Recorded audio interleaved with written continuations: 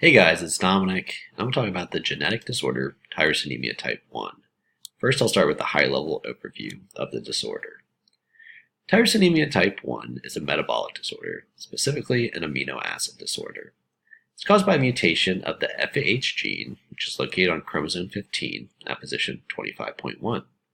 Tyrosinemia occurs when the body cannot break down the amino acid tyrosine. This amino acid is found in many foods. Interruptions in the five-step process of breaking down tyrosine cause tyrosine and its byproducts to accumulate in the body, becoming toxic.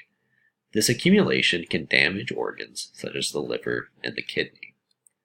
Type 1 tyrosinemia decreases activity in the enzyme responsible for the final part of the tyrosine breakdown process.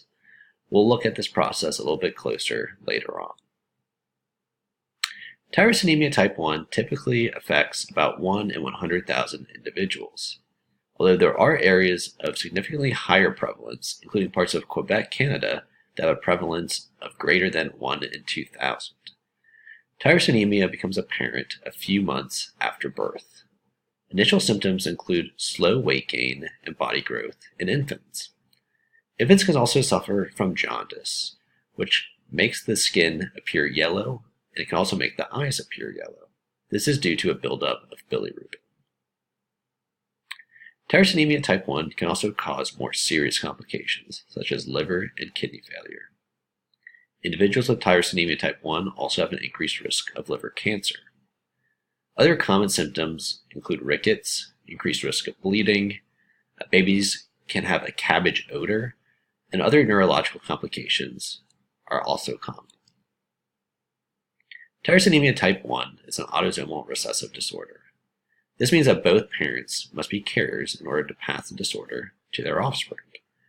Carriers for the disorder have no negative effects on their own health. Let's look at this pedigree tree for tyrosinemia.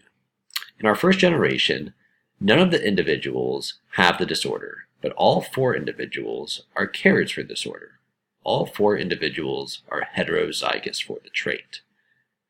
In our second generation, we see 2 individuals, Lauren and Jeff, are both homozygous recessive for the trait, meaning that they have inherited the disorder.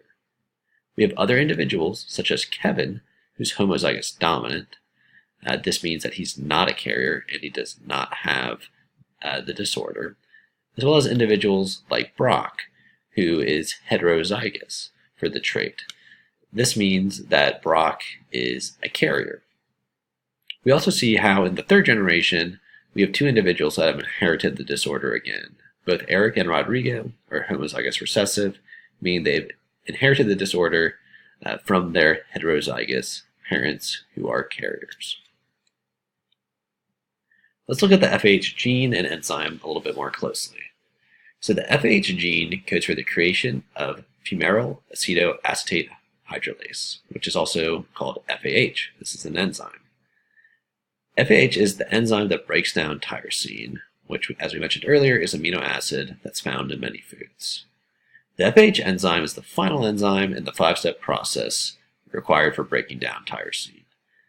And the enzyme is most commonly found in the liver and kidneys. FAH facilitates the conversion of a tyrosine byproduct, fumarate acetoacetate, into smaller particles that can be excreted by the kidneys or converted to energy for the body to complete other actions. The disorder is caused by a splice split mutation that creates a very short FAH enzyme. This means that the enzyme cannot competently break down tyrosine due to how short it is. Complications include a buildup of tyrosine in the liver and kidney, which can lead to liver and kidney failure. Genetic testing of newborns is very common for tyrosinemia type I. FAH gene screening can identify the presence of a mutation. The entire gene can be sequenced, or the gene can just be analyzed for deletion or duplication mutations. These tests are typically blood tests. All states screen newborns for tyrosinemia type I. Early detection is important because it allows for adjustments in the diet for newborns, as well as early start on medications that can help liver and kidney health. Diet's really important since The amino acid tyrosine is found in many foods. Limiting intake while still getting the right nutrients for the newborn can help overall health. Genetic testing appearance is also common. Carrier screening is available both pre and post pregnancy. It's a little bit more expensive and costs about $250, but many private labs offer this type of testing. In comparison, newborn screening in the state of Georgia, where I live, is about $60, and that's a whole panel of tests, including tyrosinemia, as well as many others. Reference page, I relied on the Genetics Home reference to learn about tyrosinemia and the FAH gene. Also several websites to learn about the testing available, as well as the symptoms of tyrosinemia. Hope you enjoyed the presentation. Let me know if you have any questions. Thank you.